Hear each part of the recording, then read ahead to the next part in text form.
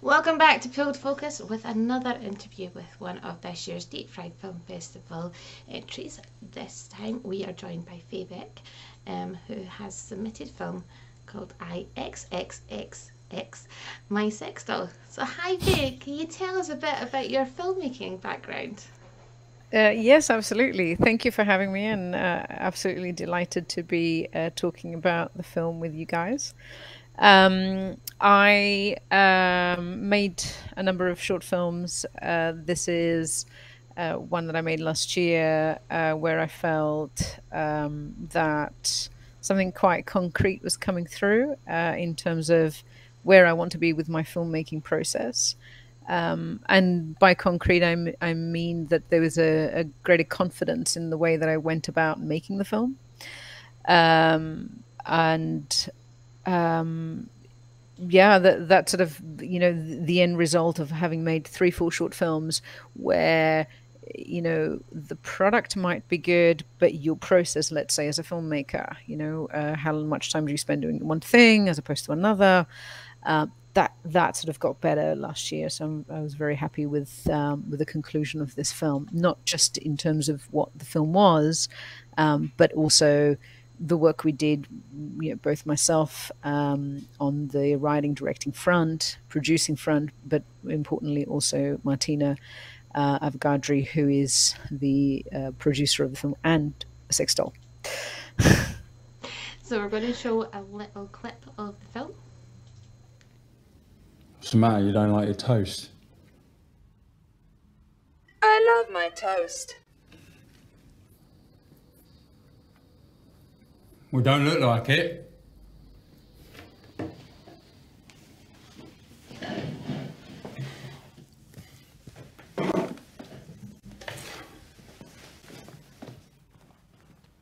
It gets a bit repetitive, mate.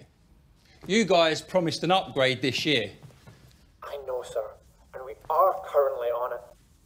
We can assure our customers that the next upgrade will have advanced sensory detectors. So there's a few assumptions that people might make of the film just based on that little clip and the title, but the title itself is quite interesting. So how did you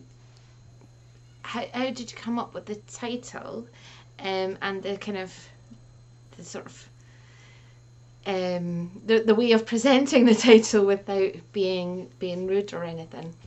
Sure. It really came from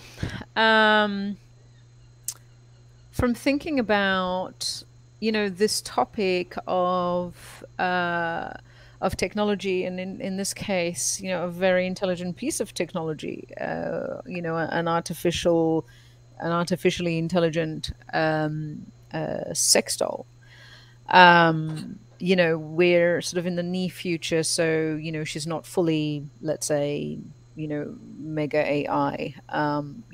We can imagine that it's kind of a little bit further down in terms of the technology that we have today.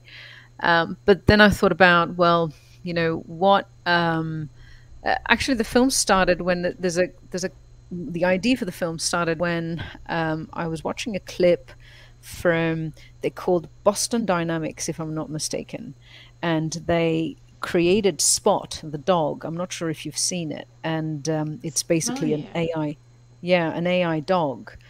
And I think they're quite an advanced company as far as robotics are concerned, and so forth and so forth. And there's this ingenious clip, well, it wasn't intended to be ingenious, but this Spot the dog was walking along, and then somebody trips over the dog, one of the engineers, and I felt bad for the dog. And now this is a robot, and I thought, okay, what's happening here in this moment where I'm being moved, watching this dog, hurt itself.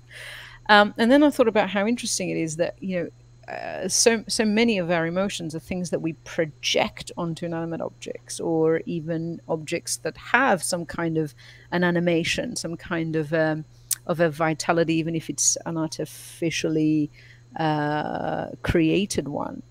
And so,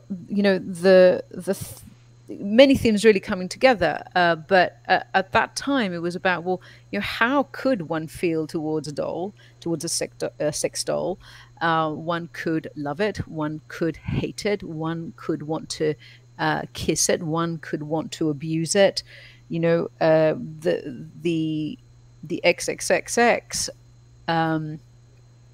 is not just for a way to refer to a very popular four-letter word, but things like rape, for instance, which is another four-letter word, and is quite a horrific one, and that then invites the audience to think about, like I did towards Spot the dog. I think it's called Spot. How could one end up feeling about a companion that they have at home, if that makes sense? And then the imagery around, well, all of these emotions, therefore X can stand for many of these emotions, and that's what I thought. That's how the whole thing came up, and yeah. And were there any challenges while making the film? Always. I think the biggest challenge was how to, considering that this is a near future sci-fi, drama sci-fi, near future, how do you envision the near future? What does the world look like in 15 years from now? And then the challenges are about the design.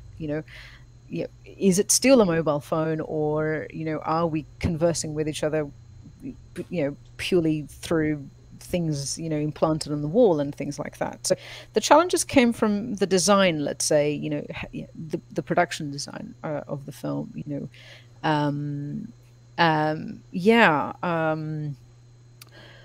I think this one, as I said, came together much more easily than previous films. I had the time and the capacity to think about the shots. I had allowed myself, given previous experiences, the necessary time that I needed to sit down and think about shots and think about angles, and really spent time thinking about the visuals. So the challenge was in the design overall, and then allowing myself the time finally to answer those questions, to answer those problems. And is this a similar process that you follow with previous work, or have you looked at this in a completely different way?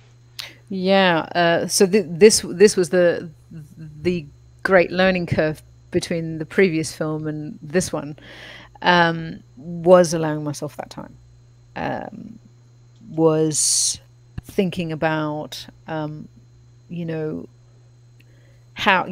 can I make this visual more interesting? How do I convey this story, this moment, in a much more intriguing way? So I think that's where I felt, yes, this is, I'm now past that place of I'm merely telling a story. I'm now in the realm of how can I tell the story now for maximum impact, and for maximum impact in order for the audience to understand, let's say, in that moment, the full implications of something, rather than some of the implications of something. So it's about making it fuller, if you like. That was what was different this time. And in terms of the filmmaking industry as a whole, do you see any difference just now than, say, before lockdown? Are things kind of back to normal, or are you still seeing a lot of challenges? I think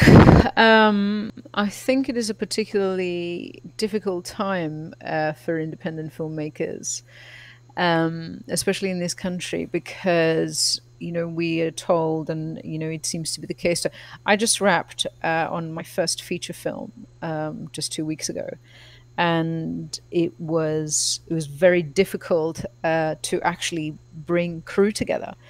because everybody was busy working on massive features, and there's a challenge now, I think, for independent filmmakers to really fight to get great talent on the crew front. And I suspect that part, from what people say, that wasn't there before. Whereas, this being my debut, therefore it was the first time that I went through the process of crewing for a debut feature, for a feature film, and I found that quite challenging because everybody's busy working on studio films at the moment. And what advice would you give to someone who's interested in making films?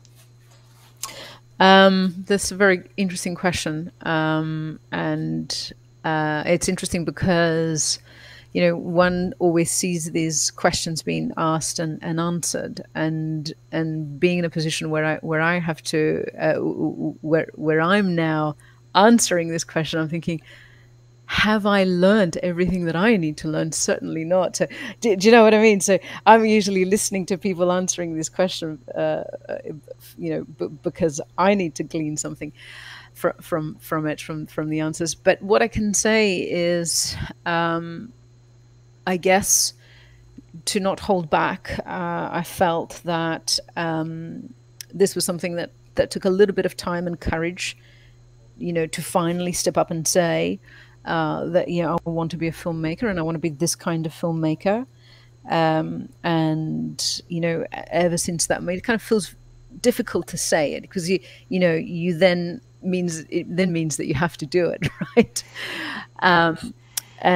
But once you do, then it becomes really freeing, and you then feel like you're finally on the path, or working towards something, and not even towards necessarily something, but just working on it, being on it, which is a tremendous experience. So that would be my advice to anybody: is to do it, and